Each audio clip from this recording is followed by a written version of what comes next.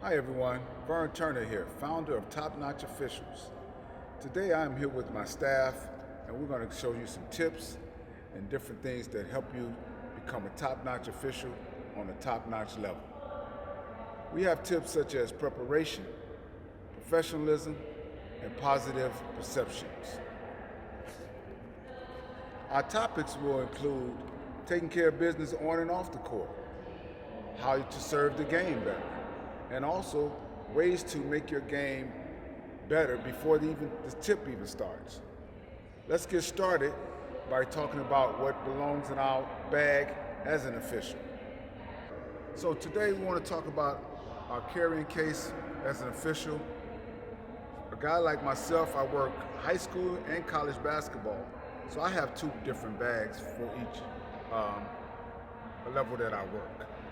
But in both bags, you should have two shirts, your jacket, your warm-up jacket, and your pants. More importantly, you should have your whistles. This is a whistle bag. I have several whistles in this bag, and you should carry those at all times, of course. Another thing I have is a bag. So once I'm done with my shirt that I used, or anything else that I use as far as my leggings and things of that nature, I can put them in there, and those are things I put in there to go washing with. I have my shoes, dominant black color with black socks, all the deodorants and things that I need in this bag as well. Some facilities you work will have showers. I have my towel, and also have house shoes for the shower and everything else that I need in that regard. More importantly than all my gear that I have my rule books. Very important to have these rule books. You might want to talk shop with your crew, have a highlighter with your rule books and go over different things that you may want to talk about, different plays that you may have had in the previous game, and also the preseason guide that IHSA sends to you. With this preseason guide, you can talk about points of emphasis and different things that needs to be taken care of. A lot of times, you may work with a partner that had the teams before. You might want to talk about expectations from each team. If it's a rivalry game, you might want to talk about those situations and what to expect with that. That being said, now we're going to go to our professionalism level, starting out as you're coming into the facility as an official. Hey, how you all doing? How are you? Athletic director? How are you? Glad to see you. Thank you.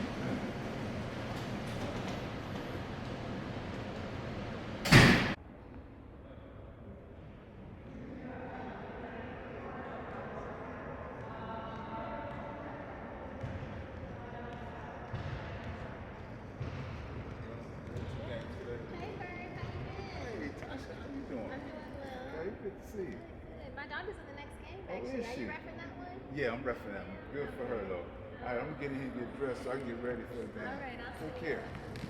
So your two partners have arrived already? They're in the washroom? Can I get you water? Good water for me, great.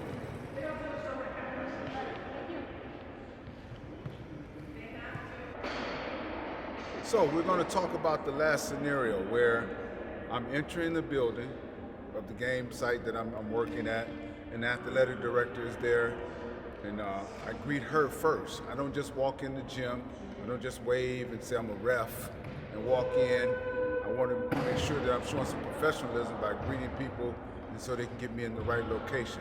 As she's taking me to the locker room, I seen a young lady that I know from years ago, and her daughter is now playing basketball.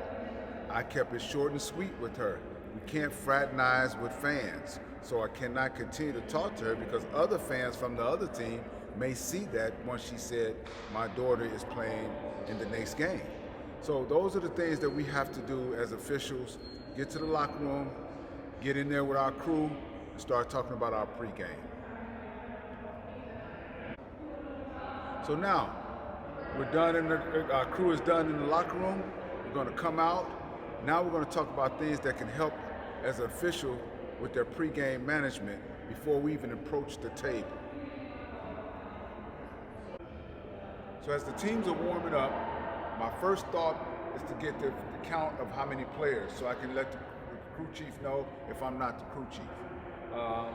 At that same time, I'm getting a little loose, I'm warming up, getting my body ready, getting my mind ready for the ball game. I'm looking at the diameters of the floor. Here at Hope Academy, you have 4 different three-point lines. So it's very important that you understand which line we're using today and make sure the visiting team knows which line is being used today as well. Also at Hope Academy, you have a NBA lineup at the free throw line extended along in the high school lineup as well. So you want to make sure that the players are properly put in the right place.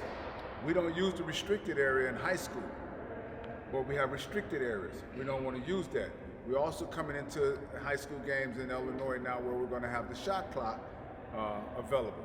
So we want to see that everything is in operable positions and everything is operating correctly. The one key thing is to look up at the foul board, or the scoreboard, I'm sorry, and make sure you got fouls up there for a foul count. Make sure you got total timeouts for the timeout count. Some scoreboards does not carry that. And we talk about quarters, even though the scoreboard say periods up there, we go 4 periods, and we're shooting on the 5th foul now. So we want to be aware of all those different situations. In my mind, when I get to the 3rd or 4th foul for a team, I know that we're going to be going into the penalty or the bonus on that next foul. So I start counting fouls in my head when I get to 3 and 4 fouls, so I know which direction we're going to have fouls at. So at Hope Academy, once again, this line set up for players would be for the NBA players, and they will probably line up below the block. That's their room. But in high school, we're here, and we're above this block area, and we line up here, and now we're closer to the goal. As well, now the free throw line, all players shoot the free throw line at the same location. So as we go here to the free throw line, everybody shoots here.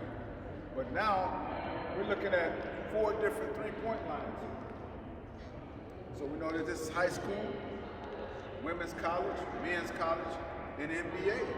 So we got to make sure that we know and explain to these visiting teams that there's 4 lines, but the first line is the one that they will use to shoot the three-point shot.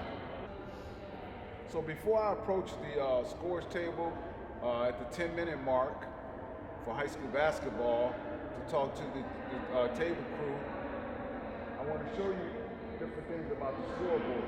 This particular scoreboard has everything that you would need as an official to keep count in your head of certain things that you need to know throughout the basketball. And then as I walk over to the crew at the table, one thing you want to try to do is take care of your crew. If you bring them mints, things of that nature, they would like that. But the main thing is do a great introduction to them and let them know who you are and that we're working together.